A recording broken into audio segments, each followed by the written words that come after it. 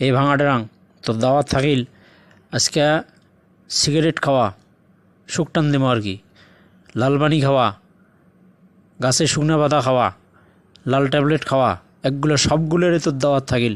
আজকে দেখলু না বিশ্ববিদ্যালয় থাকি সাদা পানির ফিল্টার চটকে ফেলে দিছে, ওইখানে আমরা লাল পানির ফিল্টার বসাবো, লাল পানির ফিল্টার বসে আরামসে লাল পানি খামো।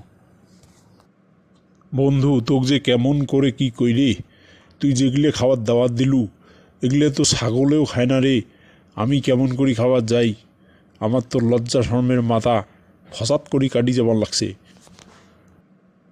বন্ধু তোকে একটা হাদিস বলি, যদিও তোর মতো বিচি ফাটা পোলাপানেরা আমার এই হাদিসটা মানবেন নয়, তারপরেও লজ্জা শরমের মাথা খায় না কই।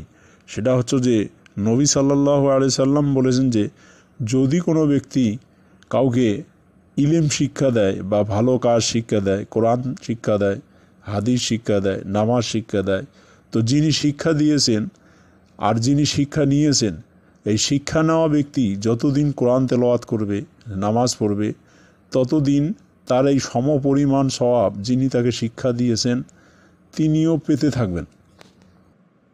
এতে করে শিক্ষা নেওয়া ব্যক্তির সওয়াবের কোনো ঘাটতি হবে না।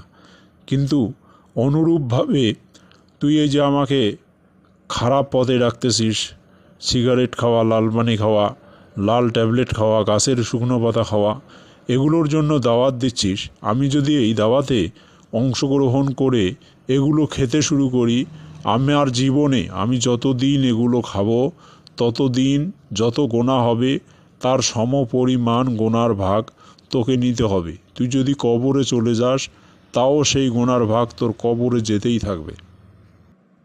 লাল পানি খায় আসিয়া ভুল কোম্পানির লোক দাওয়াত দিয়ে ফেলাইছি রে, তোকে দাওয়াত দেওয়া আমার ঠিক হয় নাই রে, আমার লাল পানি খাওয়ার সময় হয়েছে, তুই থাক।